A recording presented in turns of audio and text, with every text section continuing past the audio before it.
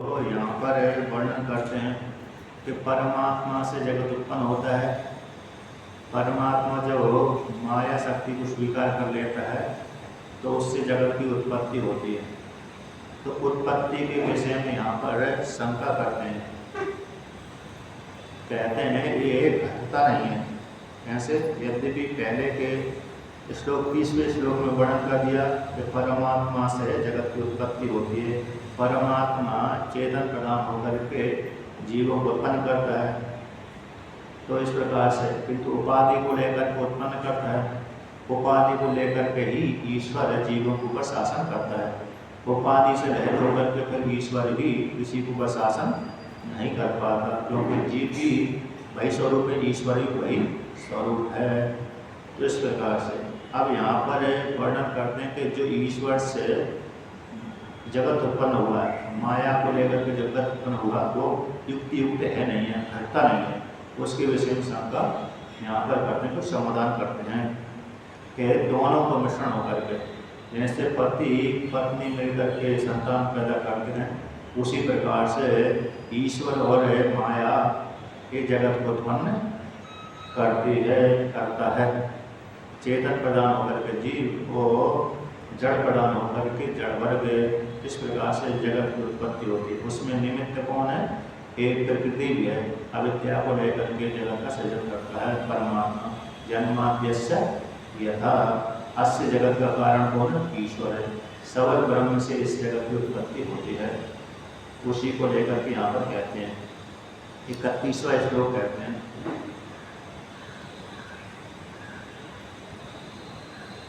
न घटतः उद्भवः प्रकृति पुरुषयोरजयोर उभयोर्युजा भवन्ते सुकृतो जले बुद्धिवते त्वयि तहिमे ततो विविध नाम गुण ही परमे सरतेर्वाणवे मधुनिलिल्युरशेष रसः। तो यहाँ पर कहते हैं जो परमात्मा से माया को लेकर के जगत की उत्पत्ति हुई है, तो कहते हैं न घटता, ये संभव नहीं है, युक्त नहीं है, उद्भव है। जीवों की उत्पत्ति, जगत की उत्पत्ति हुई है, ये घटता नहीं है। प्रकृति पुरुष का, प्रकृति और पुरुष से ये जगत की उत्पत्ति हुई है, फिर घटती नहीं है, क्योंकि दोनों की संज्ञा कैसी है? अजा, अजय। परमात्मा को भी अज कहते हैं और प्रकृति को भी अजा कहते हैं। स्त्रीलिंग में टाप हो जाता है, अज शब्द था, उसी को टाप कर दिया तो अजा बन गया। जैसे बकरी का नाम स्त्री ने मतलब संस्कृत में अजा बोलते हैं, बकरी हिंदी में बकरी है और संस्कृत में उसको अजा बोलते हैं। और बकरा को हिंदी में बकरा बोल देते हैं, संस्कृत में अज हो जाता है। तो अज और अजा, तो ना जाए थी अजा, तो जो उत्पन्न नहीं होता होती उसको अजा बोलते हैं, और अज बोलते जो उत्पन्न नहीं होता उसको अज बोल देते हैं। बकरा और बकरी संस्कृत के शब्द, हिंदी के शब्द हो गए, संस्कृत में अज और अजा। तो अजा कौन है? प्रकृति माया हो गई, और अज कौन है? चेतन परमात्मा। तो ये दोनों ही अज और अजा है, तो ये उत्पन्न नहीं होते, इनसे जगत की उत्पत्ति कैसे हो सकती है? अब कहते हैं माया को लेकर के उत्पन्न होंगे जीव परमात्मा, और प्रकृति को लेकर के जगत उत्पन्न हुआ, जीव आदि की उत्पत्ति हुई। तो कहते हैं परमात्मा से जीव उत्पन्न हुए, माया को लेकर के माया जीवों को उत्पन्न करती है, तो जीवात्मा जड़ हो जाएगा। और यदि परमात्मा से जीव उत्पन्न हुए तो फिर परमात्मा में विकार भाव की प्राप्ति हो जाएगी। यदि माया प्रधान होकर के जीवों की उत्पत्ति होती है तो कहते हैं जीव में जड़त्व भाव की प्राप्ति हो जाती है। यदि ईश्वर है उपादान कारण बनता है तो जीव उत्पन्न उसका कार्य है, तो ईश्वर में विकार भाव की प्राप्ति हो जाएगी, किंतु ऐसा है नहीं है। तो फिर कैसे, किस प्रकार से जगत की उत्पत्ति होती है, किस प्रकार से जीव की उत्पत्ति होती है? कहते हैं ये दोनों, कहते हैं प्रकृति पुरुष से मिलकर के ही ये जगत की उत्पत्ति होती है। प्रकृति निमित्त बनती है और ईश्वर उपादान कारण बनता है, क्योंकि मिलकर के होता है। एक स्वतंत्र है तो उत्पत्ति नहीं होती, वो न घटती उद्भव प्रकृति पुरुषयोर। एक अरे श्रुति आती है, कौन सी श्रुति आती है? तो यहाँ पर है अजामेकाम लोहित शुक्ल कृष्णाम बहवः प्रजा कृष्णाम बहवी प्रजा जनयंत स्वरूपाम। श्रुति इसमें दूसरी जगह दी है, श्वेतास्त्र उपनिषद की श्रुति है, वहाँ पर थोड़ा यहाँ पर भेज दिया, वहाँ पर दूसरी जगह दिया है। तो कौन सी है? अजामेकाम लोहित शुक्ल कृष्णाम बहवी प्रजा सज्जमाना स्वरूपा अजो एको जिष्माणो नुसेते जाते नाम भक्त भोगा भोगाम अजो अन्या। ये श्वेतास्त्र उपनिषद की श्रुति है और यहाँ पर थोड़ा भेद दे दिया, यहाँ पर दे दिया बहवी प्रजा जनयंती स्वरूपाम, कितना थोड़ा भेद दे दिया।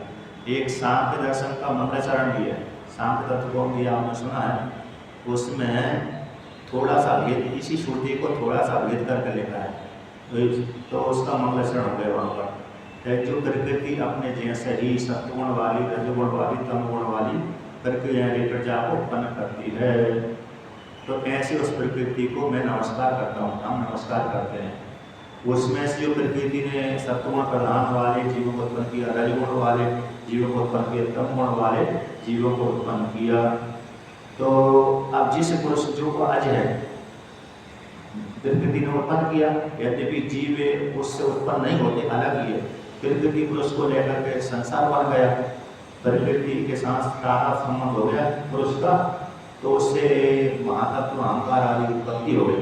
प्रकृति में क्षोभ पैदा हुआ, सत्वगुण रजोगुण तमगुण को लेकर के क्षोभ पैदा हुआ।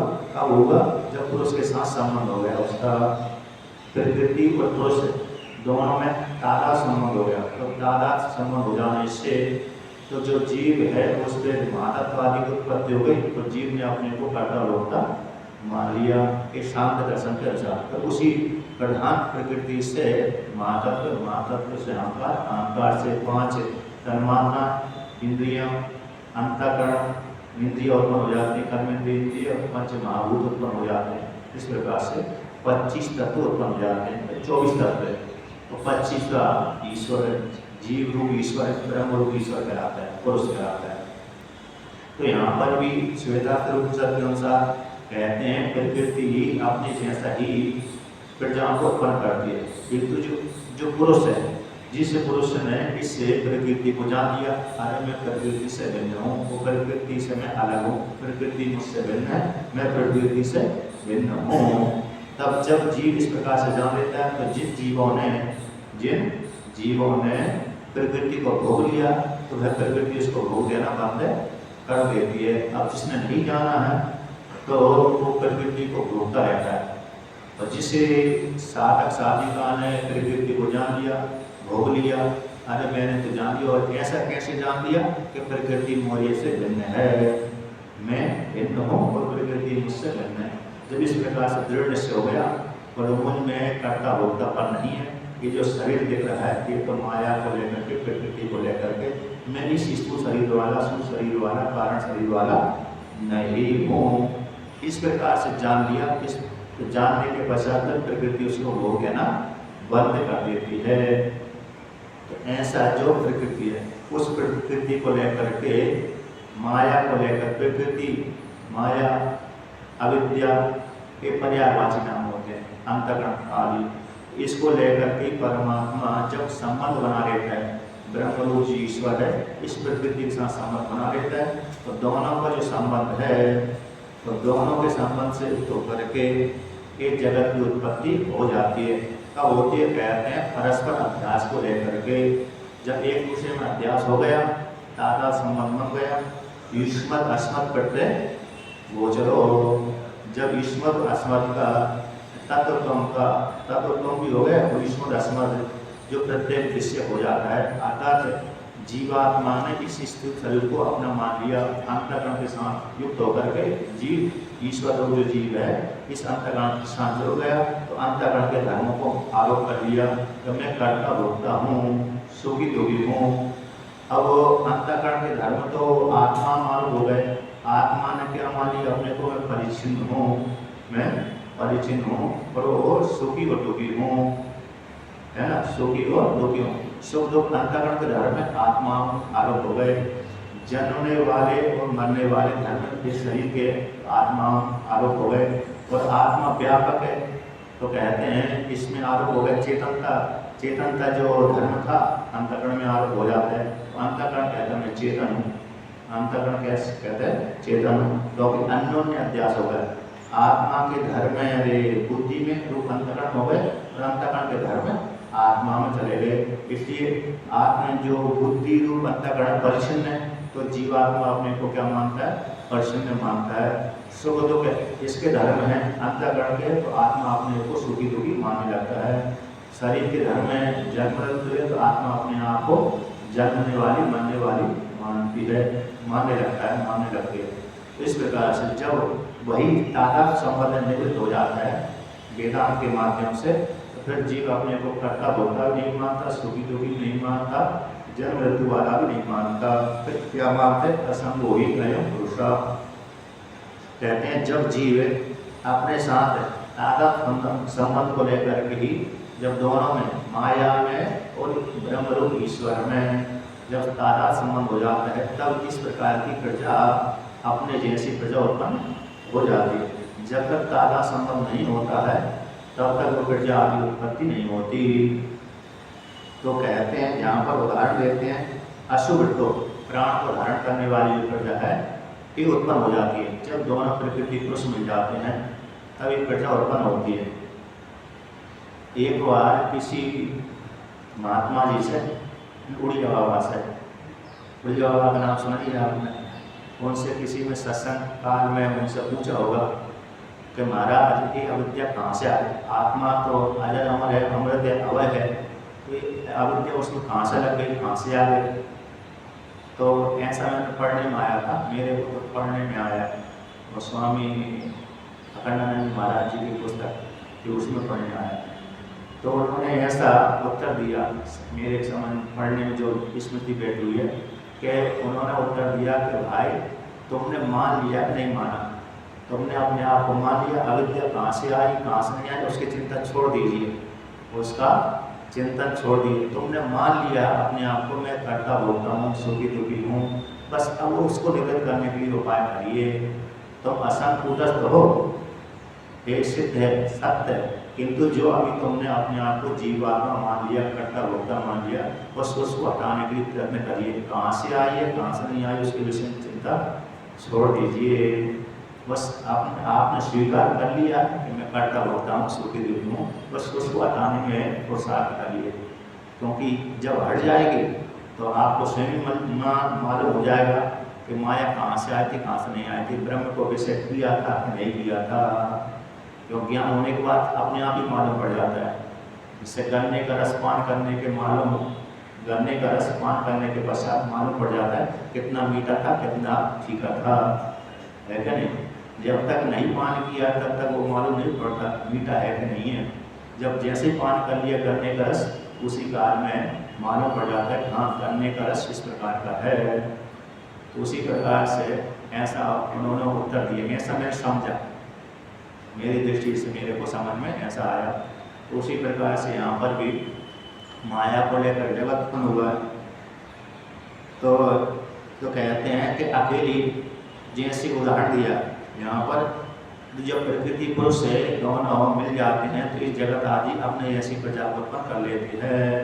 इसमें निमित्त कौन हो गया, प्रकृति हो गया। जीवात्मा के रूप में तो निमित्त प्रकृति हो गई, उपादान कौन हो गया, ईश्वर हो गया।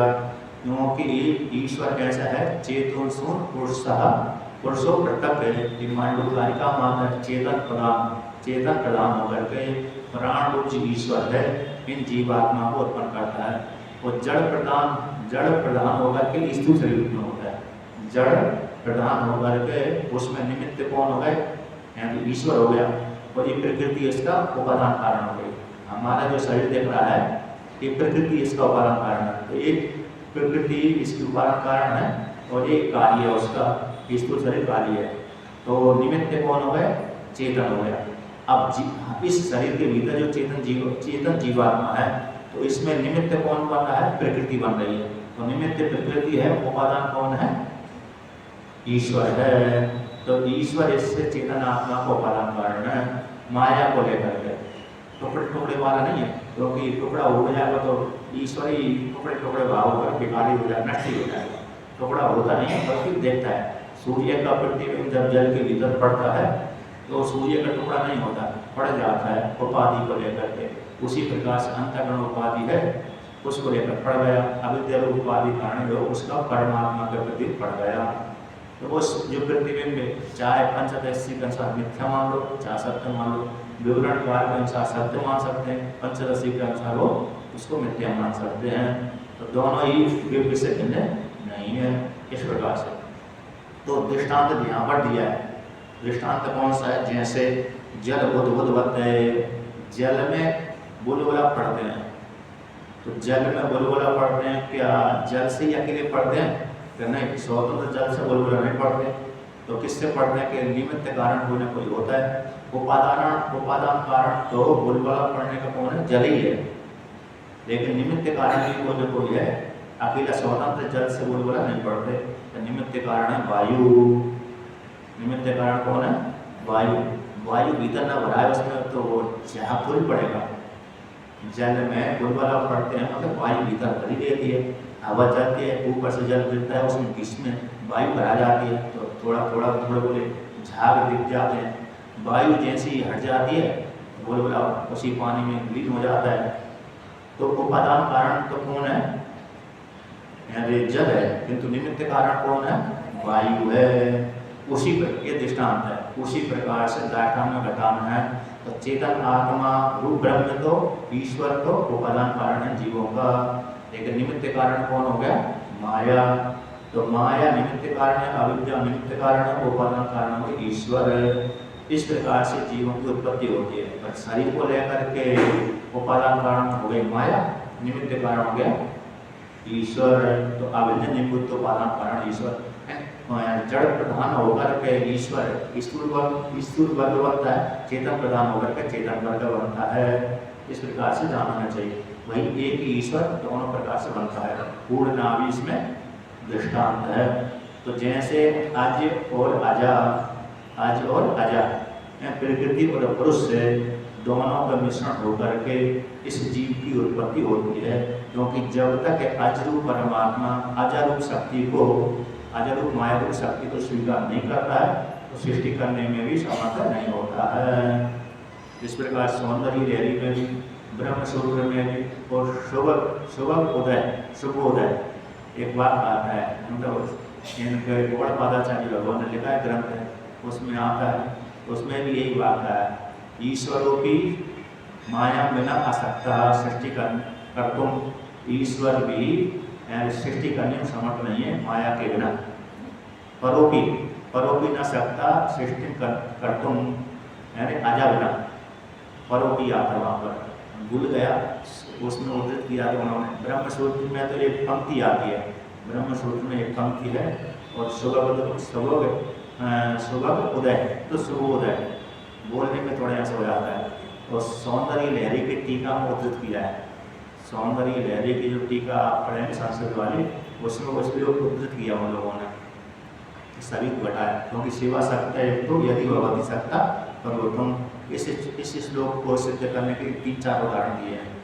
भगवान भास्कर का तो श्लोक है, तो शुभोदय का दृष्टांत यह है, ब्रह्मसूत्र का वहाँ पर टीकाकार ने उद्धृत किया है। लोग एक पंक्ति ब्रह्मसूत्र की है और शुभोदय का दृष्टांत है। तो जब तो यहाँ पर क्या है, जैसे जल से बुदबुद उत्पन्न होते हैं तो वायु निमित्त कारण होती है, जल उपादान कारण होता है। उसी प्रकार से माया निमित्त कारण हो गए, चेतन परमात्मा उपादान कारण हो गए। तो दोनों को मिश्रण करके जीवात्मा उत्पन्न होता है। स्वतंत्र अकेले से उत्पन्न नहीं होता। तो कहते हैं उसी से उत्पन्न हुए परमात्मा से। तो त्वयि ते इमे ततो विविध नाम गुण ही परमे। तो यहाँ पर कहते हैं उस परमात्मा से उत्पन्न होते हैं तो विभिन्न देवदत्त, यज्ञदत्त, विष्णुदत्त नाम हो गए। देवदत्त गोरा है, यज्ञदत्त काला है, विष्णुदत्त इस प्रकार का है। देवदत्त इतना सुंदर कार्य करने वाला है, विष्णुदत्त ने इस प्रकार से नहीं किया, यज्ञदत्त ने अनेक अन्य प्रकार से किया। एक शास्त्र में नाम आते हैं, यज्ञदत्त, देवदत्त, विष्णुदत्त। अन्य नाम लेने की अपेक्षा ये ज़्यादा प्रसिद्ध हो। घटपट, रज्जु सर्प है, है क्या नहीं, देवदत्त एक दत्त विष्णुदत्त है, सभी में दत्त दत्त लगा दो, दत्तात्रेय भगवान से दत्त ले लिया, आगे लगा दिया। तो कहते हैं विभिन्न प्रकार के नाम गुण रूप जो है उसी परमात्मा से उत्पन्न होते हैं।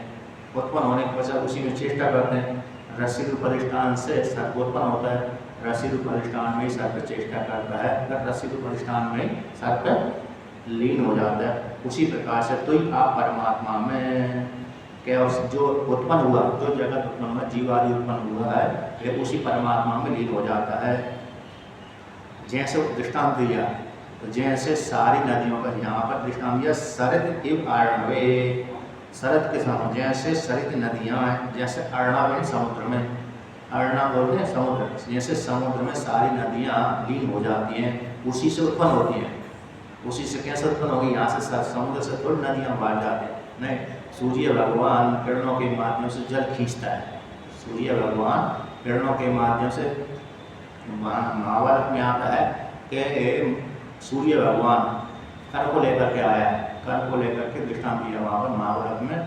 युधिष्ठिर महाराज ने पूछा था कि विश्विता माँ से राजा को किस प्रकार से कर लेना चाहिए, तो वहाँ पर विश्विता माँ ने दृष्टांत दिया कि जैसे सूर्य भगवान 8 महीना प्रजा से, 8 महीना पृथ्वी से रस जल खींचता रहता है, वो खींच कर तो, लेकिन प्रजा को मालूम नहीं, मतलब पृथ्वी को मालूम नहीं पड़ने देता कि मैं इससे रस खींच रहा हूँ, जल खींच रहा हूँ, तो लेकिन लगातार 8 महीने तक खींचता है कौन, सूर्य भगवान। इसके पश्चात फिर लौटाता है, नहीं लौटाता, हाँ, जो खींचा उससे दुगना तिगना बढ़ा करके लौटा देता है। अब कितना कब बढ़ाता है, 4 महीने तक, 4 महीने तक बरसात, चातुर्मास होता है 4 महीने का, तो 4 महीने तक वर्षा होती रहती है, एक कट्टा ओढ़े देता है, उससे दुगना तिगना करके दे देता है।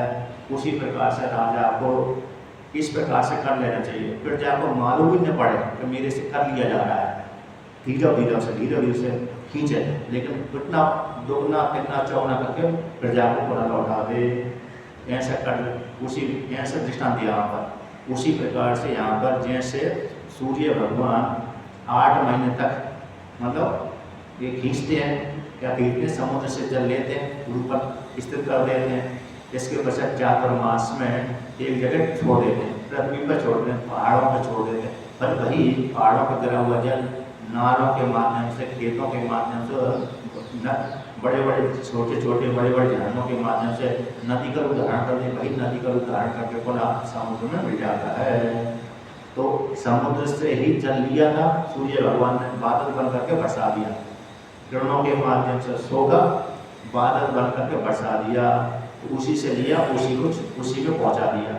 तो दृष्टांत हो गया, जैसे समुद्र से जल लिया था, बादलों के माध्यम से बरसा करके वही समुद्र का जल नदियों के माध्यम से यहाँ पर आ गया। उसी प्रकार से परमात्मा से सृष्टि हुई, परमात्मा में चेष्टा करी, परमात्मा में संहार हो गया। तो परमात्मा कैसे, समुद्र के जैसा अथाय और निर्मल है।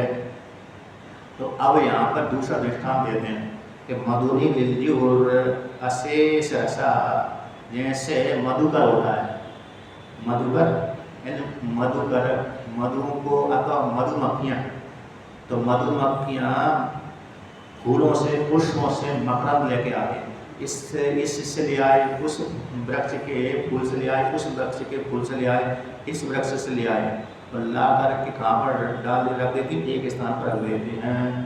यहाँ पर उनका छत्ता होगा, तो छत्ता रोकते थे, वहाँ पर ले जा कर के सारे, लेकिन वो जब ले जाकर रख देते हैं, तो दृष्टांत जैसे इस वृक्ष का विरस से, उस वृक्ष का विरस से, इस वृक्ष का विरस से, उस वृक्ष का विरस है, तो रस हो जाने के पश्चात एक स्थान रख देते हैं, वो मधु बन जाती है। अब वो मैं इस वृक्ष का रस हूँ, इस वृक्ष का मकरंद हूँ, इस पुष्प का मकरंद हूँ, इस पुष्प का मकरंद हूँ, नहीं पहचान पाते। उसी प्रकार से दृष्टांत क्या है, तो महाप्रलय में सुषुप्ति अवस्था में मैं इससे आया हूँ, यहाँ से आया हूँ, यहाँ से नहीं पहचान पाते। सुषुप्ति में जैसे सारे वृक्षों का रस मकरंद मिला करके एक स्थान कर देते मधुमक्खी, उनकी लाट से होकर तो मीठा स्वाद आ जाता है। यद्यपि वो मधुमक्खी झूठा ही है, मधुमक्खी का जो मधु है वो झूठा ही होता है, उसका लार है, लार के साथ संयोग होता है, लेकिन पवित्र होता है। किसी का अरे झूठा भी पवित्र होता है नहीं, किसी की वस्तु झूठी हो जाने के पवित्र, स्त्री को लेकर के एक जगह वर्णन आता है, तो कहते हैं रेशम आता है। रेशम को आपने सुना होगा, यद्यपि कीड़ा मारता तो उसको पैदा किया जाता है, अपवित्र होना चाहिए, लेकिन नहीं, उसको पवित्र रूप में स्वीकार किया है। तो रेशम के कीड़े से उत्पन्न होने वाला वस्त्र, यद्यपि कई हिंसा होती है, सारे कीड़ों को मार दिया जाता है, तो मारने के पश्चात उससे जो तंतु बनता है वो पवित्र हो जाता है। तो मधुमक्खियों का झूठा लाग से बना हुआ जो शहद है वो पवित्र हो जाती है। और स्त्री को लेकर के आते तो स्त्री का मुख पवित्र होता है। तो इस पर एक जगह पढ़ने में आया था, ऐसा किया पढ़ते आया था मेरे का। तो कहते हैं कभी कभी किसी का झूठा भी पवित्र होता है। तो यहाँ पर भी कहते हैं इस मकरंद पुष्प मधुकर, मधु को बनाने वाले जो मधुकर होते हैं मधुमक्खियाँ, इस वृक्ष से लेकर उस वृक्ष से मकरंद लेकर के एक स्थान रख दिया, मधु बन गई। तो उस मधु को, उस रस को ये मालूम नहीं रहता कि मैं इस स्थान से आई, इस वृक्ष की रस हूँ, मैं इस वृक्ष की रस हूँ। उसी प्रकार से सुसुप्ति महाप्रलय में परमात्मा अनुसारी प्रजलीन हो जाती है, तो मालूम नहीं पड़ती कि मैं यहाँ से आई, यहाँ से अलग हूँ। तो उसी प्रकार से क्या हो जाता है, परमात्मा से प्रजा उत्पन्न हुई, परमात्मा में चेष्टा करी और अंतिम में जाकर परमात्मा में साकार हो जाता है। तो हम परमात्मा से भिन्न नहीं हुए। तो यहाँ पर कहते हैं, यहाँ पर वर्णन कर दिया तो ये विशेष का। अच्छा, यहाँ पर जो दृष्टांत द्वारा समझा है, अच्छा अरे सुसुप्ति अवस्था में और महाप्रलय अवस्था में, सुसुप्ति अवस्था में महाप्रलय अवस्था में मात्र उपाधि का लय होता है, कारण अज्ञान का लय नहीं होता। क्योंकि नहीं तो यदि महाप्रलय में कारण कभी समाप्त हो जाए, अज्ञानी हमारा समाप्त हो जाए, तो दोबारा हमारी जन्म नहीं होगा। जैसे सुसुप्ति अवस्था में गया जीवात्मा, तो वहाँ पर मात्र स्थूल शरीर, सूक्ष्म शरीर रूप जो विशेष है वो ही समाप्त होता है, कारण अविद्या बनी रहती है। तो कारण अविद्या बनी होने के कारण अगला दिन उसको उठना पड़ता है, इसको जीवात्मा को। सुसुप्ति अवस्था में अविद्या विद्यमान रहती है, लेकिन हम जान नहीं पाते कि मैं अविद्या के साथ युक्त हूँ। हाँ, अनुभूति वहाँ पर होती है, लेकिन जागृत अवस्था में उसको ज्ञान होता है कि मैंने हम सुखम स्वासम न किंचित अवेदिशम, मैं अच्छी प्रकार से सोआ किंतु कुछ भी नहीं जाना। ये जागृत अवस्था का दृष्टांत है, ये जानते हैं कि मैं देख रहा हूँ, सुन रहा हूँ। स्वप्न अवस्था का दृष्टांत हो जाता है कि मैं खा रहा था, पी रहा था, सो रहा था, जाग रहा था। और सुसुप्ति अवस्था का दृष्टा भी होता है, क्योंकि उसने वहाँ पर तो अनुभूति करी थी, तो प्रत्यक्ष वही अनुभूति यहाँ पर जागृत अवस्था में नाटक का स्मरण करता है। स्मृति तभी होती है जब पहले उसने कभी देखा होगा। भूतकाल में जो वस्तु देखी है उसी की स्मृति होती है, भूतकाल में नहीं देखी वस्तु के स्मरण भी नहीं आता। तो इसलिए तो भूतकाल में मतलब सुसुप्ति अवस्था में उसने अविद्या का भी साक्षी बना था। इसी हेतु से कहते हैं हम सुखम स्वापसम, मैंने कुछ नहीं, हम सुखम स्वापसम अच्छी प्रकार से सोहा किंतु कुछ नहीं जाना, ना किंचित अवेदिशम, कुछ नहीं जाना। कुछ नहीं जाना तो अविद्या का वो साक्षी बन गए, कारण का वो साक्षी बन गया। तो इसलिए तीनों शरीरों का दृष्टा हो गया, तीनों जागृत अवस्था, स्वप्न अवस्था, सुसुप्ति अवस्था। केवल उपनिषद में आता है त्रिषु धामसु यद् भोग्यम भोक्ता भोगस्य यद् भवेत् तेको विलक्षणा साक्षी चिन्मात्रो हम यद् भवेत् चिन्मात्रो सदाशिवा। त्रिषु धामसु यद् भोग्यम भोक्ता भोगस्य यद् भवेत् तेको विलक्षणा साक्षी चिन्मात्रो हम सदाशिवा। एक केवल उपनिषद की श्रुति है। जागृत अवस्था, स्वप्न अवस्था, सुसुप्ति अवस्था। जागृत अवस्था का दृष्टा दर्शन दृश्य त्रिपुटी, स्वप्न अवस्था का दृष्टा दर्शन दृश्य त्रिपुटी, और सुसुप्ति अवस्था का जो दृश्य होता है वहाँ पर वो दृष्टा रहा और दर्शन रहा, ज्ञान आदि रहा। इन सभी से परे सदा से परमात्मा है। ये त्रिपुटी कैसे होती है? उपाधि। त्रिषु धाम, त्रिषु अवस्था में भोक्ता भोग्य और भोग्य वस्तु तीनों से वो रहता है परमात्मा। तो इस प्रकार से तो कहते हैं सुसुप्ति अवस्था में और महाप्रलय अवस्था में कारण का लय नहीं होता, उसके कारण बना रहते हैं अविद्या, अज्ञान जीवात्मा की। परमात्मा ईश्वर तो अविद्या माया से परे है, तो मुक्त ही है, किंतु जीवात्मा अभी माया से मुक्त नहीं हुआ। इसी हेतु से सुसुप्ति अवस्था में और महाप्रलय में उसका क्या होता है? कार्य विशेष का नाश होता है, कारण विशेष का नाश नहीं होता। क्योंकि महाप्रलय में से पहले उसका ज्ञान नहीं हुआ तो उसका स्थूल शरीर सूक्ष्म शरीर तो नष्ट हो जाएगा, कारण शरीर उसका अविद्या बनी रहेगी। इसलिए क्योंकि लिंग शरीर जब अगली सृष्टि करेगा परमात्मा यथा धाता पूर्वम अकल्प्यते, तो जैसे उसने पूर्व की सृष्टि करी थी उसी प्रकार से इस कल्प में उसी प्रकार सृष्टि ईश्वर कर देता है। पंचभूत का निर्माण कर देता है, पंचकर्म कर देता है, फिर लिंग शरीर दे देता है, फिर कर्म के अनुसार उसको उसी प्रकार से योनि प्राप्त हो जाती है। फिर पुनः स्त्री पुरुष मन करके वो जीवात्मा कर्म करता रहता है। तो जब कहते हैं ज्ञान होने पर तो सुषुप्ति अवस्था में और महाप्रलय अवस्था में ज्ञान न होने के कारण जब ज्ञान नहीं होता तब तो कार्य विशेष का नाश होता, कारण का नाश नहीं होता। किंतु जब ज्ञान हो गया मैं ब्रह्म हूँ, हम ब्रह्मास्मि, इस वाक्य के माध्यम से महावाक्यों के माध्यम से वेदांत का श्रवण करते करते मनन करते करते निध्यासन करते करते ज्ञान हो गया तो निश्चय हो गया कि हम ब्रह्मास्मि। तो फिर क्या कारण का नाश होता है अथवा नहीं होता? फिर उस काल में कारण का नाश हो जाता है, फिर दोबारा उसकी उत्पत्ति नहीं होती। ये विशेष है, इसलिए यहाँ पर दृष्ट वर्णन किया कि स्वापादो विशेष मात्रम लयात कारण से विद्यमानत्वा। सुसुप्ति अवस्था में और महाप्रलय में तो विशेष मात्र का ही लय होता है, कारण का विद्यमान रहता है। मुक्ति अवस्था में तो कारण का लय हो जाता है। सुसुप्ति अवस्था में अविद्या रहती है, सुसुप्ति अवस्था में कैसी रहती है? अविद्या रहती है, लेकिन रहती है, हम तो साक्षी, हम तो जानते नहीं है।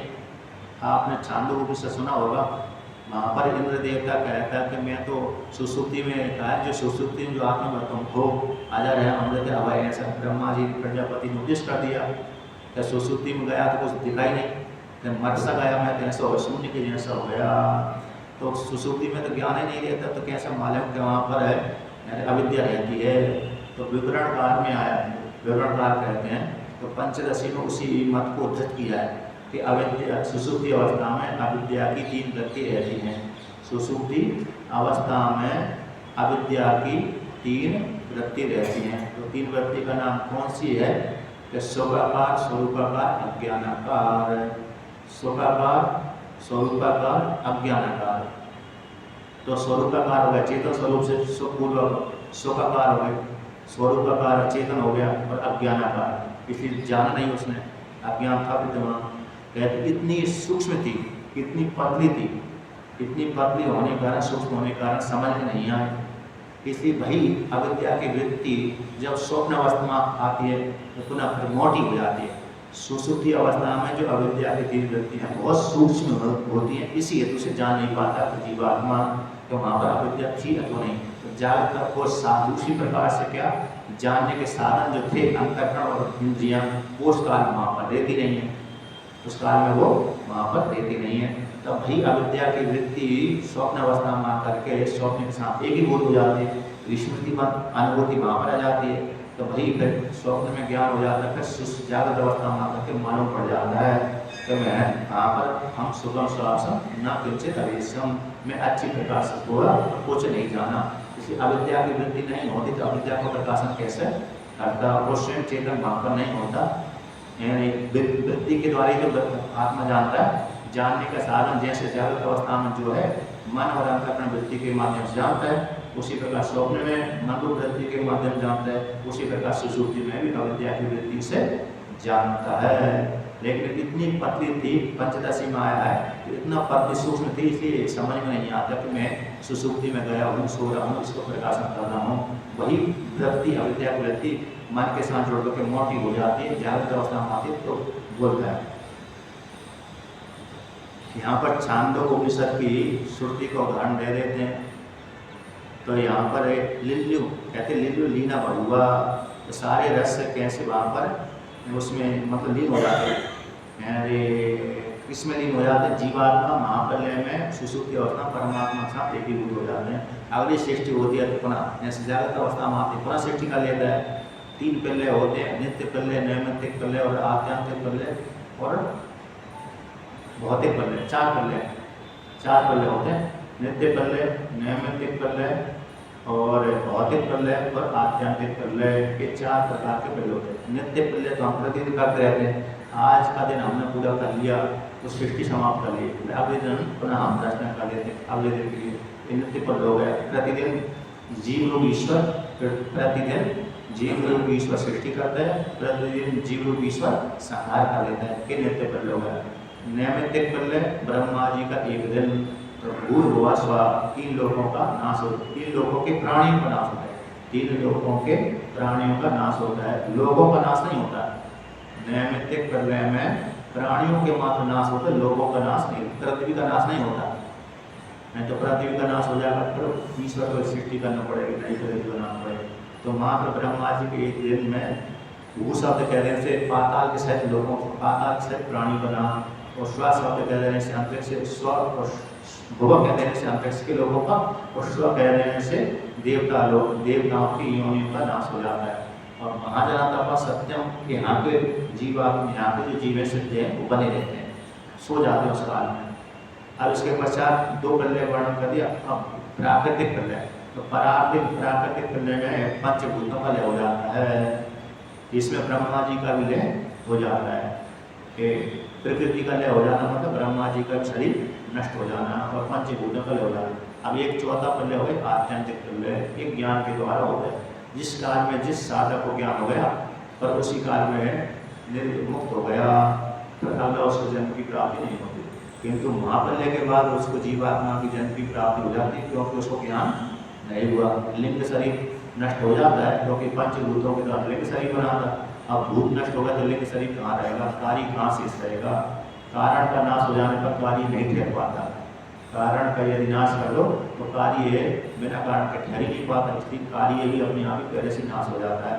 जैसे प्राण जैसे निकले, प्राण के निकलते ही इंद्रियाँ अपने आप ही निकल जाती हैं, कहने की जरूरत नहीं है। ऐसे महाराज जी जब जाते होंगे उनके शिष्य, महाराज जी चले तो उनके शिष्य भी अपने आप ही बिना कहीं चल देते हैं। लेकिन गाड़ी में हम इस गाड़ी से बैठ रहे हैं, सभी का टिकट बना हुआ है, 4 व्हीलर है, तो महाराज जी बोल दिए हम जा रहे हैं इस गाड़ी से, तुम चलो। पहले से बोल दिया तो अपने अपने जोड़ी उठाई, महात्माओं ने पीछे बैठ गया उसमें, है क्या नहीं? ये होता है उसी प्रकार से। तो प्राण के निकलते ही सारी इंद्रियाँ निकल जाती हैं, उसी प्रकार से। तो भूतों का लय हो जाने पर ये लिंग शरीर भी अपने आप नष्ट हो जाता है। तो ये प्राकृतिक प्रलय हो, तो आत्यांतिक प्रलय तो ज्ञान के द्वारा ही होता है। ज्ञान के द्वारा मोक्ष रूप की प्राप्ति हो जाती है। अब यहाँ पर ये वर्णन किया था कि यथा सौम्य मधु मधुगतो निष्तिष्ठन्ति नाना अत्यानाम लक्षणाम रसाम समापहारम एकताम समय संगमयन्ति। ये श्रुति है, छांदोग्योपनिषद की श्रुति है कि और वृक्षों से मधुमक्खियाँ इस वृक्ष से लेकर आए, उस वृक्ष से लेकर आए, उस वृक्ष से लेकर के आ गई, रस को लेकर के आए, मकरंद को एक स्थान पर रख दिया, उनकी लार से संयुक्त होकर के मीठा हो जाता है। मधुमक्खियों के लार से संयुक्त होकर के उसका मीठा स्वाद आ जाता है। इस प्रकार से जैसे कई प्रकार का रंग मिला दो तो अनेक अलग अलग प्रकार का वो हो जाता है। हल्दी में चूना मिला दो तो लाल ही हो जाता है। हल्दी तो पीली है लेकिन चूना सफ़ेद है, अब उसको मिला दिया उसमें नया रंग पैदा हो जाता है। उसी प्रकार से ये हूँ, तो मैं इस वृक्ष का रस हूँ, मैं इस वृक्ष का रस हूँ, ये ज्ञान हमको नहीं देता। ये दृष्टांत है। उसी प्रकार से जीवात्मा भी कहते हैं कि सर्वा प्रजा सती संपत्तिया न विदु सती संपत्तिया महे। सारी प्रजा सुसुप्ति काल में जागृत अवस्था बात करके स्वप्न अवस्था, जागृत अवस्था भोग होकर के स्वप्न अवस्था की भोग होकर के प्रजा सुसुप्ति अवस्था में परमात्मा के साथ एकीभूत हो जाती है। उस काल में सारी प्रजा ये नहीं जानती कि हम परमात्मा के साथ एकीभूत हुए हैं, परमात्मा के साथ हो रहे, परमात्मा के साथ एकीभूत हो गए। तो उस काल में उनको ज्ञान नहीं रहता। क्योंकि ज्ञान क्यों नहीं रहता कि माया का पर्दा लगा रहता है। यदि वहाँ पर ज्ञान हो जाए, माया आवरण न करे, तो व्यक्ति सोकर को उठेगा नहीं। लौकिक दृष्टांत है, जैसे पति पत्नी एक हो जाते हैं तो बाहर भीतर का ज्ञान नहीं रहता। उसी प्रकार से सुसुप्ति अवस्था में जीवात्मा को बाहर भीतर का ज्ञान नहीं रहता। और लौकिक और दूसरा उदाहरण है मधुमक्खी। मधुमक्खी नहीं, मक्खी। जब बरसात में गुड़ पिघल जाता है, कैसे हो जाता है, पिघल जाता है, तो मक्खी उस पर बैठ जाती है, उसके पैर उसके पैर फंस जाते हैं और उसमें जो मीठा का स्वाद लेकर के उसको भूली जाती है, अथवा उसी फंस कर मरी जाती है ना, तो फिर उड़ नहीं पाती। उसी प्रकार से यहाँ पर परमात्मा के साथ एकीभूत हो जाता है जीवात्मा। लेकिन अविद्या बीच में होने के कारण मैं परमात्मा के साथ एकीभूत हुआ हूँ नहीं जान पाती। लेकिन फिर जब प्रारब्ध भोग होने के लिए पुनः बाहर आना ही पड़ता है। जैसे व्यक्ति कहीं जाता है, हमको कल वहाँ पर जाना है, कल वहाँ पर जाना है, तो इससे पहले सुबह 4 बजे जाना है अथवा 5 बजे जाना है, तो 5 बजे जाना है तो हमको इससे पहले स्नान आदि अपने नित्य कर्म और आंतरिक कार्य करना है। तो व्यक्ति पहले तो घड़ी नहीं थी, अलार्म नहीं था, तो कैसे होता था? अभी भी व्यक्ति, बहुत से व्यक्ति के पास में घड़ी अलार्म नहीं देते, कैसे होता है? तो व्यक्ति रात सोता है, उस काल में संकल्प लेकर सोता है कि आज मेरे सुबह इतनी जगह बजे उठना है, इतने काल में उठना है और वहाँ पर जाना है। तो अपने आप ही उतना काल जैसा होगा अपने आप नींद खुल जाएगी। क्यों? सत्य संकल्प करके सोता है उस काल में। अपने आप प्रकृति में उसी प्रकार से परमात्मा भी दृष्टांत है। जैसे अगले दिन व्यक्ति को, स्त्री या तो पुरुष को, लड़की या तो लड़का को बाहर जाना है और सुबह जल्दी उठना है, तो संकल्प करके सोता है, सोती है वो। तो वो जितने काल में संकल्प करके सोता है उससे पहले ही उसी काल में उसकी नींद अपने आप ही खुल जाती है। तो ये दृष्टांत है। उसी प्रकार से अगली जो सृष्टि होती है कि अब इतने काल के बाद मैं सृष्टि करूँगा, ऐसी संकल्प करके ईश्वर हो जाता है क्या नहीं? ऐसा ही संकल्प करके ईश्वर हो जाता है, परमात्मा भी हो जाता है कि इतने काल के पश्चात, जितने काल सृष्टि करी थी उतने काल के बाद विश्राम करूँगा, फिर बाद में क्या करूँगा? फिर जगूंगा, पुनः सृष्टि करेंगे जीवों के भोग पाने के लिए। उसी प्रकार से सृष्टि कर देता है। तो जब सुसुप्ति में जाते हैं तो मालूम नहीं रहता कि मैं परमात्मा के साथ हुआ हूँ, लीन हो गए, किंतु परमात्मा के साथ एक हो जाता है। तो जैसे सारी नदियों का जल समुद्र में लीन हो जाता है, उसी प्रकार सारे वृक्षों का रस, पुष्पों का वृक्ष एक मधु में लीन हो जाता है, अलग अलग ज्ञान देता है। उसी प्रकार से सारी परमात्मा सृष्टि है, परमात्मा से उत्पन्न होती है, परमात्मा चेष्टा करती है, परमात्मा में जाकर के लय हो जाता है। इस प्रकार से मैंने आपस में नारद भगवान को नारायण ने उपदेश किया और सनातन ने अन्य को, 3 भाइयों को मैंने ज्ञान चर्चा की, उपदेश किया तो ज्ञान चर्चा करी। अब अगला कहते हैं, सृष्टि को लेकर कहते हैं कि परमात्मा जगत का सृजन करने वाला है, तो उसकी इच्छा मात्र से ही सृष्टि हो जाती है, उसको ज़्यादा करने की जरूरत नहीं पड़ती। जैसे हम लोगों को तो घर बनाना है, आश्रम बनाना है, मतलब कोई नौकरी लेना है, किसी का नौकर बनना है किसी का नौकर बनना है तो नौकर बनने के लिए मेहनत करनी पड़ती है, घर बनाने के लिए मेहनत करना पड़ती है, किसी का नौकर बनने के लिए मेहनत करना पड़ती है। क्योंकि जो नौकरी करते नौकर हैं, कहने में बड़ा अच्छा ना लगे, लेकिन है तो नौकर। जो व्यापारी होते हैं वो राजा होते हैं, जो व्यापारी होते हैं वो राजा होते हैं, क्योंकि उनके ऊपर कोई किसी का दबाव नहीं रहता, स्वच्छंद होते हैं, बसी होते हैं। लेकिन जो नौकर होते हैं, चाहे वो बड़े का नौकर हो चाहे छोटे का नौकर हैं, तो वो नौकर ही। तो कहते हैं नौकर बनने के लिए मेहनत करना पड़ती है। सभी लोग नौकरी चाहते हैं, नौकर बनना चाहते हैं। किसी महात्मा जी से एक ने कहा, महात्मा जी ने एक से प्रश्न किया कि तुम क्या बनना चाहते हो, नौकर बनना चाहते हो, राजा बनना चाहते हो? एक महाराज जी, महात्मा जी ने एक किसी को सेवा करता था, पूजा करता था, उससे पूछ लिया कि नौकर बनना चाहते हो को राजा बनना चाहते हो? तो मैं तुम्हारा राजा बनना चाहता हूँ, तो नौकरी का चक्कर छोड़ दो तो बात नौकरी तो उसने नहीं किया, विवाह आदि किया, पत्नी करके और सामान लेता है। तो ये ऐसे ही है। तो यहाँ पर कहते हैं परमात्मा से जगत का सृजन होता है, उसको लेकर के यहाँ पर कहते हैं परमात्मा की, यानी उसको मेहनत करने की जरूरत नहीं पड़ती। परमात्मा को सृष्टि करने के लिए, जैसे हमको तो घर बनाने के लिए, मकान बनाने के लिए, आश्रम बनाने के लिए सभी मेहनत करना पड़े ना, इधर से धन कमाया, उधर से धन कमाया, उधर से इकट्ठा किया। किंतु परमात्मा को क्या है, भू उच्चारण कर दिया, सृष्टि उत्पन्न हो गई, भुवा उच्चारण कर दिया, भूलोक उत्पन्न हो गया। जो लोग की कल्पना की है वही सृष्टि उत्पन्न हो गई। इच्छा चक्र जैसे क्षण की उस हमें सृष्टि पैदा हो जाती है। जैसे मायावी इंद्रजालिक पुरुष, उसको ज़्यादा मेहनत करने की जरूरत नहीं पड़ती, बस मंत्र शक्ति काम करती है उसकी। तो मंत्र शक्ति के माध्यम से हमारे सामने दिखा देता है मैजिक, क्या बोलते हैं अंग्रेजी मैजिक, नाम चित्र, गंधर्व नगर दिखा देता है, चित्रकला दिखा देता है, माया दिखा देता है। संस्कृत अंग्रेजी उसका नाम मैजिक हो गया। हिंदी में ना उसको कलाकृति और माया हो। अब उसी को लेकर के यहाँ पर वर्णन करते हैं। यहाँ 30 कितना नंबर आएगा? 32 आएगा ना, 31 हो गया, 32 आएगा। तो यहाँ पर वर्णन करते हैं, निःसुतविमाय ब्रह्ममीश्वरवृषं त्वयि सुतयो भवे ददति भावे मनो प्रलभम् तते मनोवर्त्यतां भवे वयं तवे यदि प्रकृतिः सजति मोहस्त्रिणे मीरभवच्चरणेषु वयम्। तो यहाँ पर एक साधक को लेकर के और एक भक्त को लेकर के, और जो साधक नहीं है उसको लेकर के, वो सृष्टि को लेकर के वर्णन करते हैं। कहते हैं मनुष्यों में निस्सु, इन मनुष्यों बहुवचन का प्रयोग कर दिया। निधि बोलते मनुष्य, नृसिंह भगवान, हिंदी में नृसिंह भगवान और नृ है, नाम अधि लगा दिया, वो सिंह जोड़ दिया, सिंह शब्द का, शेर शब्द का सिंह जोड़ दिया और नी जोड़ दिया, आठ हो गया नृसिंह। फिर उसी को दूसरा नदी को नर कर दिया, नई शब्द से नर बन जाता है, तो नरसिंह। मध्य प्रदेश का एक जिला भी है नरसिंहपुर, तो नृसिंह इन भगवान विष्णु।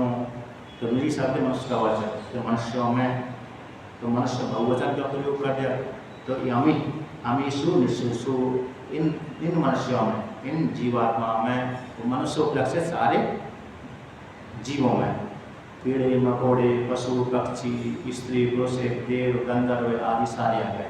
ऐसे मनुष्यों में आपकी जो माया है प्रवेश कर गई, आपकी जो माया है ऐसी होगी प्रवेश कर गई, क्योंकि माया से इस जगत की उत्पत्ति हुई है। आने न जीवे न आत्मा प्रवेश से माया को लेकर सृष्टि करी, तस्मात् वही तस्मात् आत्मा का संभूत इत्यादि के माध्यम से। तो जो परमात्मा की जो माया है, अजर शक्ति है, वो मनुष्यों में प्रवेश कर गई। अजर शक्ति क्या हो गई? प्रवेश कर गई, क्योंकि प्रकृति और पुरुष दोनों का संयोग हुआ, प्रजा उत्पन्न हो गई। तो अजर शक्ति जो माया है, उस माया जीवों के शरीरों में, हृदय में, अंतःकरण में प्रवेश कर गई। जब प्रवेश कर गई तो उस माया के माध्यम से जीव भ्रमित होकर के ऊपर नीचे जाते रहते हैं, चक्कर लगाते रहते हैं माया को लेकर के। मम माया दुरत्या, मेरी माया को पार पाना बड़ा कठिन है। तो माया जो जीवों के हृदय में प्रवेश कर गई, उस माया के द्वारा जीव क्या करते हैं? ऊपर नीचे की योनि में जाते रहते हैं। कभी मनुष्य बनते हैं, कभी देवता बनते हैं, कभी कीड़े बनते हैं, कभी मकोड़े बनते हैं, 84 लाख योनि में भटकते रहते हैं। कहते हैं जिन कौन भटकते रहते हैं? जो भगवान का भजन नहीं करते। तो कहते हैं जिन लोगों ने जान लिया, जिन साधकों ने जान लिया, अरे ये तो परमात्मा की माया है, और परमात्मा के चरण को पकड़ लिया, तो कहते हैं अवगत्या, जान लिया, साक्षात्कार कर लिया। कहीं आप में, किसमें? आपकी माया है, आपके चरणों को पकड़ लिया।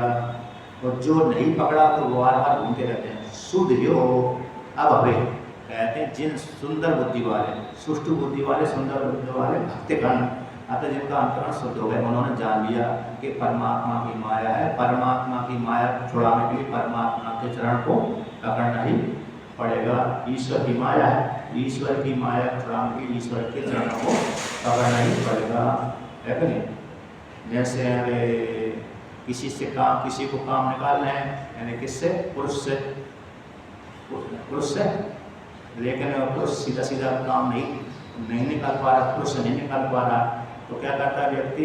पुरुष की जो अधिकारी की पत्नी होती है उसके पास चला जाता है, उसके पास में थोड़ा मिठाई का डब्बा दे दिया, तो मिठाई का डब्बा लेकर तो पत्नी ने अपने पतिदेव से कह दिया इसका काम कर लो। पतिदेव तो बोल दिया, तो अपने आप ही कम परिश्रम हो जाता है ना? पहले नियम था, अभी भी नियम है, अभी भी लोग आगे से काम निकाल लेते हैं, पहले भी निकाल देते। पहले तो प्रशंसा से काम चलता था, पहले रिश्वत नहीं लेते लोग, प्रशंसा कर देते, तो प्रशंसा से वो भूल जाते हैं। अभी कहते हैं सूखी प्रशंसा नहीं चाहिए हमको, थोड़ा गीली प्रशंसा चाहिए, गीली प्रशंसा का होगा। तो यहाँ पर भी कहते हैं परमात्मा की माया है, तो परमात्मा की माया को छुड़ाने की परमात्मा के चरणों को पकड़ना पड़ेगा। कैसे जान करके? साधकगण कहते हैं भावम अनुरूपम ददति, आप में भाव रखते हैं, आप का निरंतर चिंतन करते रहते हैं, सेवन करते रहते हैं। अंतःकरण में, अपने अंतःकरण में ईश्वर का अर्पण, ईश्वर का चिंतन करते रहते हैं। ऐसे ईश्वर का चिंतन करने वाले साधक है, कहते जो भव का भय, संसार भय, जो किस प्रकार से संसार का भय का उनको प्राप्ति होगी, अर्थात जिस साधकों ने, जिन स्त्री पुरुषों ने भगवान श्री कृष्ण के, भगवान विष्णु के, भगवान राम के, भगवान शिव जी के चरणों को पकड़ लिया है, तो उनके चरण पकड़ने से क्या संसार सागर का भय से निवृत्त हो जाता है। तो ऐसे भयरूप जो संसार है वह कैसे उसमें अनुवर्तन करेगा, आत्मा को कैसे भय देगा, आत्मा नहीं दे सकता। जिन साधकों ने भगवान के चरण कमलों को पकड़ लिया है और उनको संसार भय का अनुवर्तन नहीं होता, अतः संसार सागर से पार हो जाते हैं, भय से निवृत्त हो जाते हैं। क्योंकि वाल्मीकि रामायण का श्लोक है, शक्रिदेव प्रपन्नाय तवास्मि च याचते अभिलम सर्वभूतेभ्यो ददामि अमृतम मम। ये वाल्मीकि रामायण में राम जी की प्रतिज्ञा करी थी कि जो कोई भी साधक अथवा साधिका मेरे से बोले थे हे राम मैं आपका हूँ, एक बार बोल दे, एक बार बोलने से ही राम जी कहते हैं मैं उसको 5 भूतों से, पृथ्वी लोक के, अंतरिक्ष लोक के और स्वर्ग लोक के सारे भूतों से अभय कर देता हूँ। एक तो 5 भूतों से अभय कर देता हूँ और पृथ्वी लोक के, अंतरिक्ष लोक के और स्वर्ग लोक के, देवलोक के सारे भूतों से अभय कर देता हूँ। है तो नहीं, ये भगवान की प्रतिज्ञा, सभी में घटाना है उसको। वाल्मीकि रामायण में श्लोक आ गया, लेकिन उसको घटाना काम पर है, सारे शास्त्रों को घटाना है। तो जो जिस जो भी भक्त है, तो जो भी भक्त है जिस इष्ट देव का भक्त है, जो भी साधक साधिका है, जिसकी साधना करते हैं, जो भी साधक जिस किसी साध्य की साधना करते हैं, चाहे राम की करते हो, चाहे कृष्ण की करते हो, चाहे शिव की करते हो, चाहे देवी की, दुर्गा की, गणेश की, उनका सबका एक ही सिद्धांत होता है, अभिलम सर्वभूतेभ्यो, सारे भूतों से मैं अभय कर देता हूँ। क्योंकि सभी कौन है, वो सारे देवता एक ही होते हैं, उपाधि से भिन्न भिन्न दिखना है लेकिन एक ही होते हैं।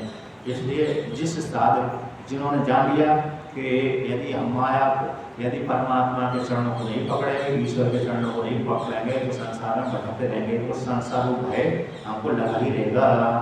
ऐसे जान करके, निश्चय करके इस माया को पार करने के लिए भगवान के चरणों को पकड़ लिया। फिर माया जो संसार के भय को देने वाली है, फिर उनको उस भय से निवृत्ति हो जाती है साधकों की, जिन्होंने भगवान के चरणों को पकड़ लिया। कथम अनुवर्तता, कैसे अनुवर्तन करेगी, अतः संसार भय है, उनको अनुवर्तन नहीं कर पाता। तब कहते हैं आपके चरणों को पकड़ लेने के कारण कि यदि भ्रकुटी सृजति मोह से अवध शरणेषु वयम्।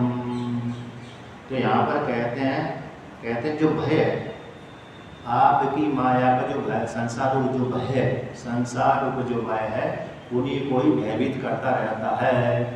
जिससे साधक, जिस स्त्री पुरुषों ने, जिन जीवों ने आपके चरणों को शरण नहीं ली, जिन स्त्री पुरुषों ने भगवान के चरणों का शरण नहीं ग्रहण किया, उन्हीं को ही भगवान की माया के द्वारा उत्पन्न हुआ जगत, उस जगत से भय बना रहता है। अतः मृत्यु देवता उनके ऊपर आक्रमण करते रहते हैं। मृत्यु देवता फिर आ रहा हूँ सावधान हो जाइए, आ रहा हूँ सावधान हो जाइए। बुढ़े वालों को भी जल्दी बोल देता है अब तुम्हारा नंबर आ गया, बूढ़े वालों को तो कह देता है कि नंबर आ गया, सावधान हो जाइए, सुधर जाइए, सावधान हो जाइए, मैं आने वाला हूँ। थोड़े दिनों की बात और फंसी हुई है। वृद्धों को, जवानों कहते थोड़ी देर और ले लो, बालकों को कहते थोड़ी अभी आए हो थोड़ा ले लो, लेकिन बुढ़ों वालों को तो, वृद्धों को बोल ही देता है सावधान हो जाओ, शीघ्र आ रहा हूँ। तो जो मृत्यु रूप है, संसार रूप है, तो उन्हीं के ऊपर भय बना रहता है, जिन्होंने भगवान के चरणों को पकड़ा नहीं है, जो आत्मा का चिंतन नहीं करते। कि ऐसे जो भ्रिकुटी कहते हैं, भ्रिकुटी भगवान के भ्रिकुटी के सही संपूर्ण जगत की उत्पत्ति, तृणमी, यहाँ पर वर्णित है मुहूर्त, बार बार वो संसार में भटकते रहते हैं, बार बार उनको भय की प्राप्ति होती है। ऐसे भगवान के भ्रिकुटी से ये संसार जगत वो संसार उत्पन्न होता है। तृणमी, ये 3 प्रकार की जो नेमी है, नेमी चक्र, नेमी होते हैं, नेमी सारण होता है ना, तो नेमी सारण, तो नेमी चक्र, सुदर्शन चक्र मान लो, तो सुदर्शन चक्र रूप जो संवत्सर है परमात्मा की विभूति से उत्पन्न होता है। उस भय के माध्यम से जीव भय बने रहे, माया की द्वारा उत्पन्न हुआ संसार रूप भय। तो परमात्मा के संकल्प मात्र से, विभूति के मात्र से ही ये संवत्सर रूप काल रूप भय पैदा होता है। तो उत्पन्न जो संवत्सर रूप जो काल है, उस काल को उत्पन्न करने वाला है परमात्मा की विभूति। परमात्मा की विभूति ही संसार को उत्पन्न कर देते हैं, मतलब संवत्सर को उत्पन्न करते हैं। तो संवत्सर उत्पन्न हो गया तो वो कैसे भय रूप है, तो उन भक्तों को भय प्रदान कर देता है जिन भक्तों ने भगवान का शरण नहीं ग्रहण किया। कहता भगवान की विभूति से ही तीन, यहाँ पर तीन बोल दिया, तीन शब्द प्रयोग कर दिया, त्रिनयमी। तो तीन नयमी, तीन पर वाले। तो तीन पर कौन हो गए? तीन प्रकार के मौसम होते हैं, तीन प्रकार के कैसे होते हैं, जैसे गर्मी वाला एक सीजन, गर्मी का एक सीजन, बरसात का दूसरा सीजन और ठंडी का तीन सीजन। तो तीन पर वाला चक्र है, ये घूमता रहता है। तो तीनों चक्रों को लेकर दिया एक संवत्सर। तो संवत्सर जो काल है, उस काल का जनिता परमात्मा की विभूति मात्र है, ये संकल्प मात्र है। परमात्मा के संकल्प से संवत्सर जो काल उत्पन्न होता है, वो काल के माध्यम से व्यक्ति डरते रहते हैं, अब बुढ़ापा आ गया, मेरा क्या होगा। अरे संवत्सर को इसको बोलते हैं, तीन पर्व वाले जो संवत्सर है, एक गर्मी, ठंडी और बरसात। और दूसरी प्रकार से रहेंगे तो छह पर्व वाला, छह आर्य वाला। तो छह आर्य कौन हो गए? अरे वर्षा ऋतु, ग्रीष्म ऋतु, शिशिर ऋतु, शरद ऋतु और हेमंत ऋतु। तो ये छह ऋतु हो गए ना, एक और बीच में वो छूट गए, तो वो जान लेना शरद ऋतु, तो कहते हैं शिशिर आदि हो गए। अब इसको संवत्सर बोल देते हैं। अब तक 12 महीनों को लेकर के, कितने को लेकर के? 12 महीनों को लेकर के इसको संवत्सर बोलते हैं। इस सभी को यहाँ पर बता लेना है, 12 महीने, 6 ऋतु और 3 ये पर्व है, इसको संवत्सर बोलते हैं। ऐसे संवत्सर की उत्पत्ति करने वाला इस भगवान की विभूति नाम है। तो ऐसे कुछ जो भय है, तो जो भय है परमात्मा से उत्पन्न होने वाला भय उन जीवों को परेशान करता रहता है जिन्होंने भगवान का शरण ग्रहण नहीं किया। और जिन्होंने भगवान के चरणों को ग्रहण कर लिया, तो परमात्मा उन साधक साधिका को भय की प्राप्ति नहीं होती, संसार भय की प्राप्ति उनको नहीं होती, बल्कि वो अभय हो जाते हैं। यहाँ पर शिवानंद लहरी सौंदर्य लहरी में आता है, शिवानंद सौंदर्य लहरी में आता है, सौंदर्य लहरी में बोलते हैं कि जो माता पार्वती है, माता पार्वती कहते हैं देवता, तो सब देवता है ना, देवता क्या करते हैं?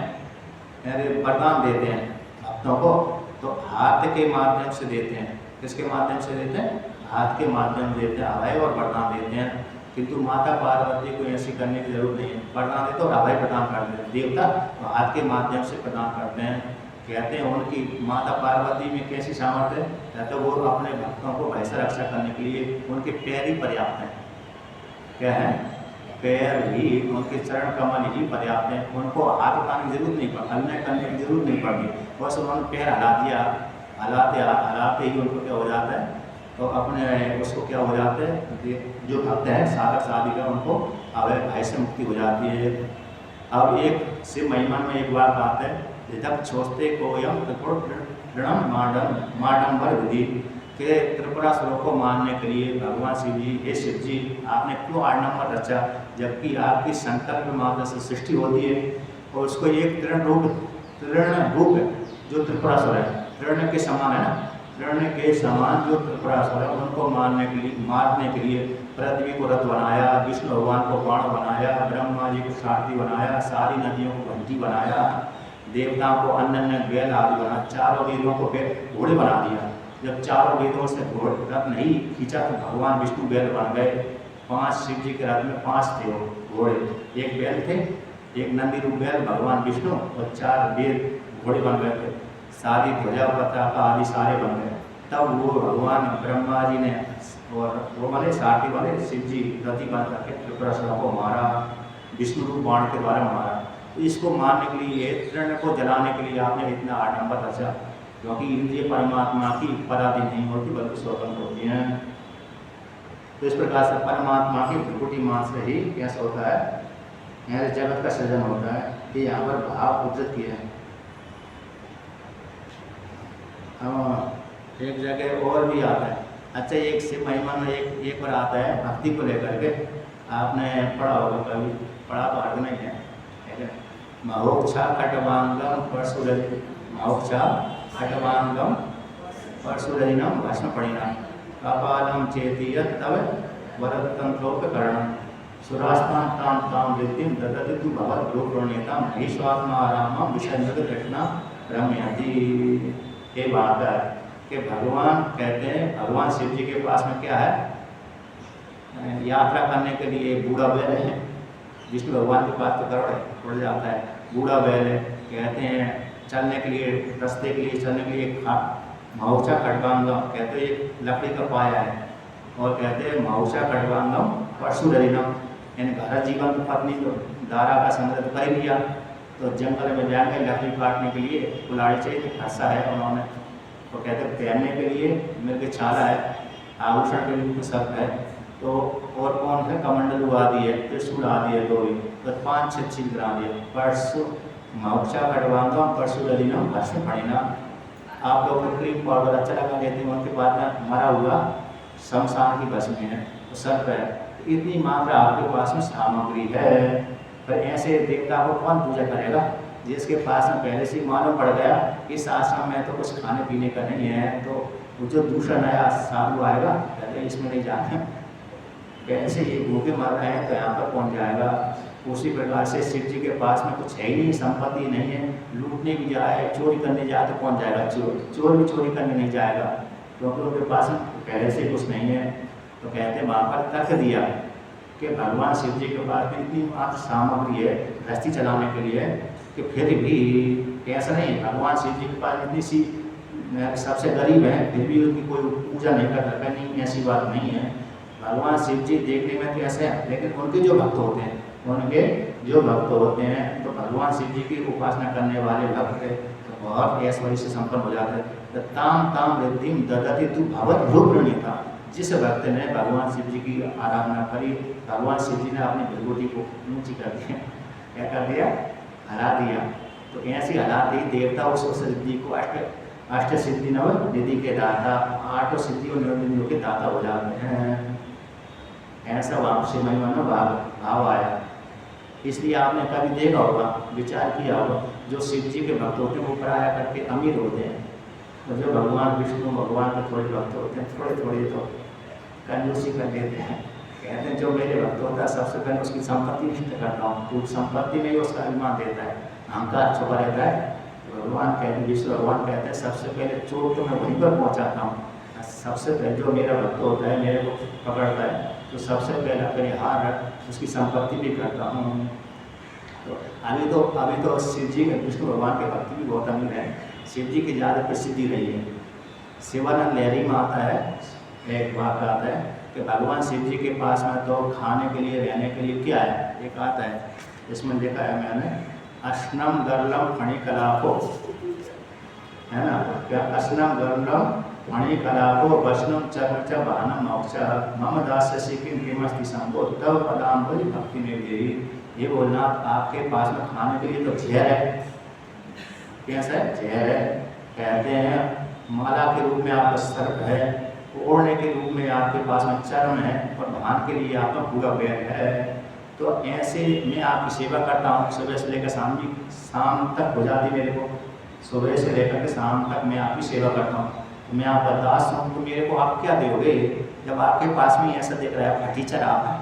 तो बोलिए फटीचर मतलब खाने के लिए तो जहर है, रोटी भी नहीं है, क्या नहीं है, रोटी भी नहीं है, दाल चावल भात नहीं है, रसमलाई की तो बात ही छोड़ दिया है कि नहीं, रसमलाई तो बहुत ही दूर हो गई, खाने के लिए चावल आदि भी नहीं है, खाने के लिए क्या जहर है।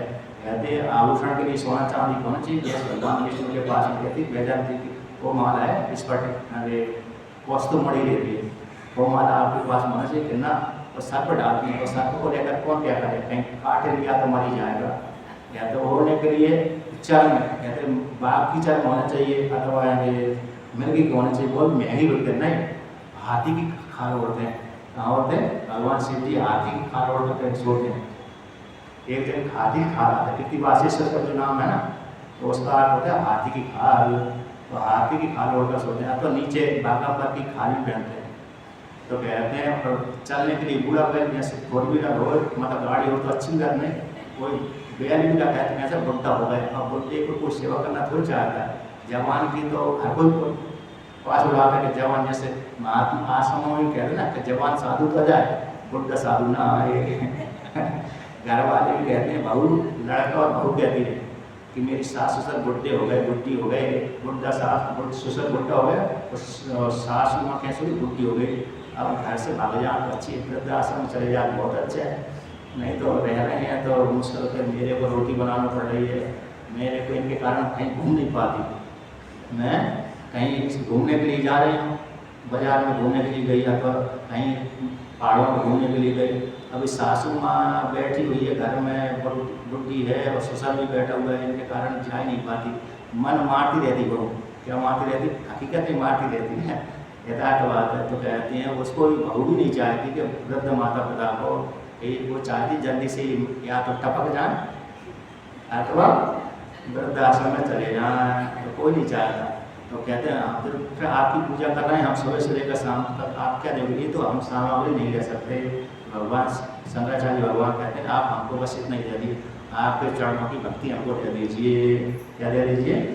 चरणों की भक्ति दे दीजिए, और हम दूसरी एक वस्तु आपसे नहीं चाहते। इस प्रकार से भाव व्यक्त किया। तो जो भगवान की भजन पूजन करता है वो संसार और भय से पार हो जाता है, जो भगवान का भजन पूजन नहीं करता है वो संसार और भय में पड़ा रहता है। भय उसको पीछे छोड़ते नहीं है। तो भय के माध्यम से कभी ऊपर के लोक में गया, कभी नीचे के लोक में गया, कभी बीच में अटक गया। कृष्ण कुछ ऐसा ना नीचे का ना ऊपर का, बीच का अटक जाता कभी कभी तो मनुष्य योनि में, नार की योनि में, देव योनि में आता जाता रहता है। तो भय पीछे उसको छोड़ता ही नहीं है। इस प्रकार से आज का पाठ पूरा, परिशेष पाठ अगले दिन पढ़ेंगे।